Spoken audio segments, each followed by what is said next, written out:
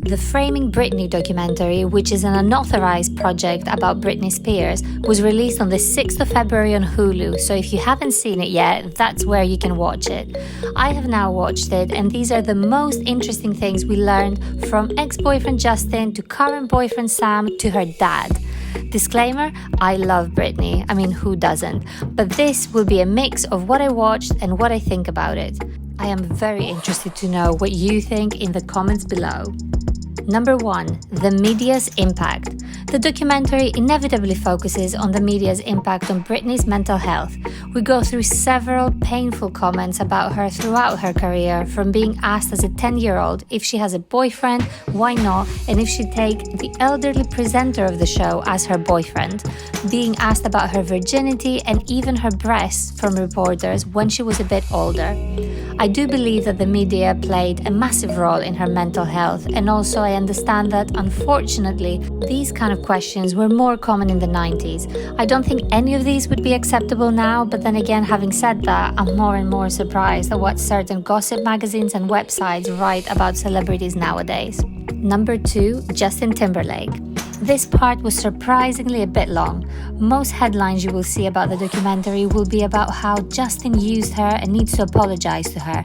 The documentary goes over the relationship, their breakup, and how Justin used a Britney double in his video Cry Me a River, implying that Britney cheated on him. I'm pretty sure there is no apology coming from Justin, and that at the time it was his agents and producers who thought that using Britney would kickstart his solo career.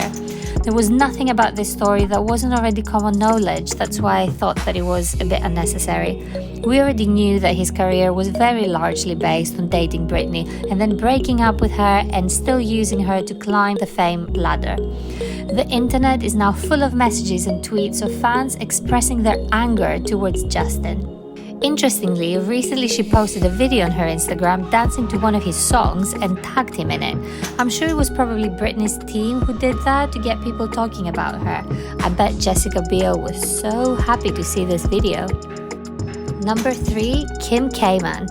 Kim was the senior director of marketing at Jive Records, and she went into detail on how Britney's mother would do anything to make her a star, and she makes it pretty clear that she doesn't like Britney's dad.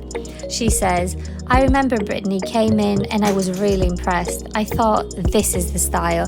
This is a girl that's coming from strength, your friend that you kind of idolize a little bit, but that at the end of the day has the same kind of hopes and dreams that you do." Her mother, Lynne Spears, would do whatever it took, personally and for the family's sake, for Britney to be a star.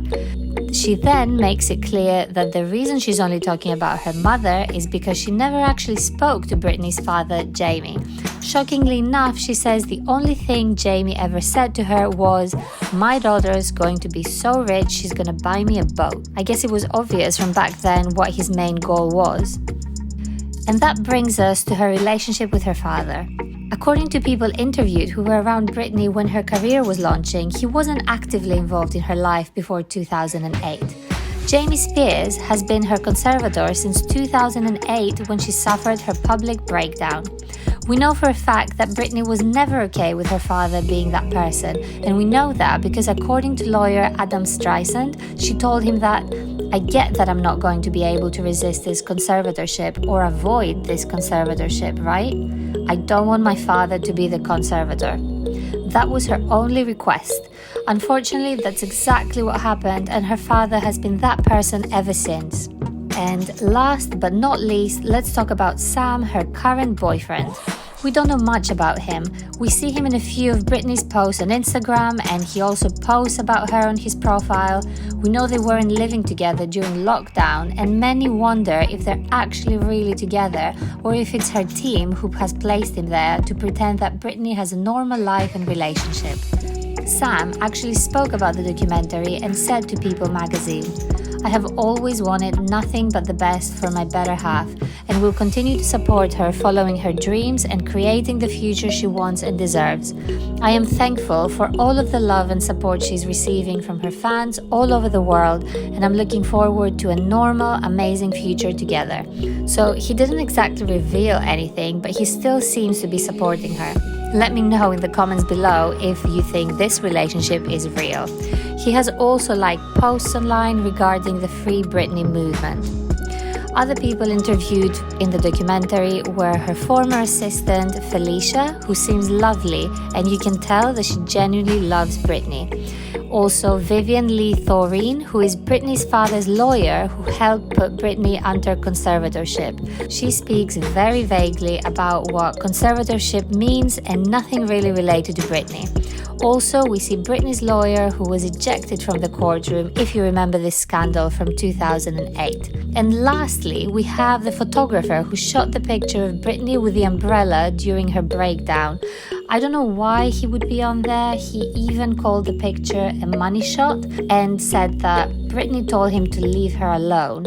I think that the documentary including too many heartbreaking moments in Britney's life, from shaving her head to her crying in several interviews to the Matt Lauer interview that Britney has said was the worst interview of her life.